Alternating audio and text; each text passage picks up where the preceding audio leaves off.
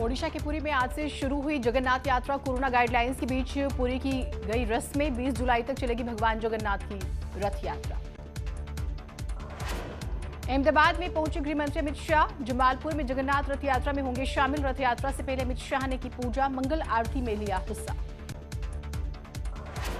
भगवान जगन्नाथ रथ यात्रा के शुभारंभ होने पर सीएम योगी ने दी सभी को शुभकामनाएं। ट्वीट कर लिखा, महाप्रभु की रथ यात्रा संपूर्ण सृष्टि के लिए सुख, शांति और खुशहाली का कारक बने। उत्तर प्रदेश में नई जनसंख्या नीति का ऐलान। सीएम योगी ने कहा, नई नीति में हर वर्ग का रखा गया है ध्यान। विपक्ष ने जनसंख्या नीति को बताया चुनावी हथकंडा। अखिलेश यादव का योगी सरकार पर निशाना, कहा कोरोना में लोगों को उनके हाल पर छोड़ दिया गया। लखनऊ में अलकायदा से जुड़े 2 संदिग्ध आतंकी गिरफ्तार।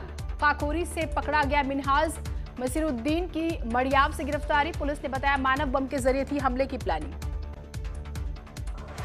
लखनऊ से आतंकियों की गिरफ्तारी के बाद यूपी में अलर्ट। अयोध्या, वाराणसी और मथुरा में बढ़ाई गई चौकसी। संदिग्धों पर नजर। एलआईयू और आईबी भी एक्टिव। कोरोना के बाद आज से फिर शुरू होगा योगी का जनता दरबार। सुबह 9 बजे लखनऊ में सीएम आवास पर सुनेंगे लोगों की समस्याएं। यूपी में आकाशीय बिजली का कहर। बिजली की चपेट में आने से 30 लोगों की मौत, कई लोग घायल। सीएम योगी ने दिए पीड़ितों की मदद के आदेश। कानपुर देहात के कई गांवों में कहर बनकर गिरी आकाशीय बिजली। बिजली गिरने से 3 व्यक्ति गंभीर रूप से झुलसे।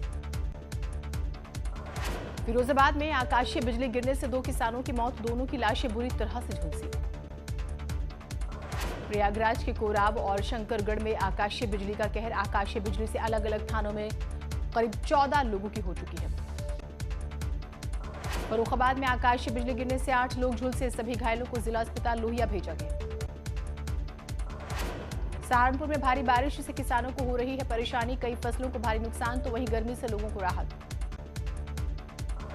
न्यूज 18 से एक्सक्लूसिव बातचीत में बोले सीएम पुष्कर धामी, कांवड़ यात्रा को लेकर उच्च स्तरीय बैठक के बाद फैसला जल्द। 24,000 से ज्यादा नौकरी देगी सरकार। दिल्ली के बाद आज देहरादून में होगी बीजेपी की अहम बैठक। सीएम, प्रदेश अध्यक्ष, प्रदेश प्रभारी और जिलाध्यक्ष होंगे शामिल। चुनाव को लेकर बैठक के बाद होगी चर्चा। केजरीवाल के फ्री बिजली देने के वायदे पर सीएम धामी का जवाब, हम उत्तराखंड में दे रहे हैं 24 घंटे बिजली। तो बीजेपी सांसद अनिल बलूनी ने कहा, दिल्ली में बिजली पर लिए जा रहे हैं तमाम तरह के एक्स्ट्रा चार्ज।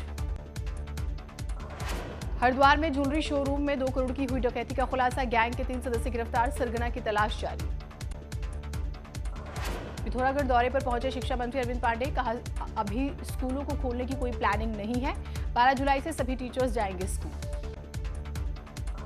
हरिद्वार में कुंभ मेले के दौरान हुए कोविड टेस्ट फर्जीवाड़े पर अब तक नहीं हुई कोई कार्रवाई। किसी नतीजे पर नहीं पहुंची जांच। रिपोर्ट डीएम ने कहा 1 हफ्ते में आएगी रिपोर्ट।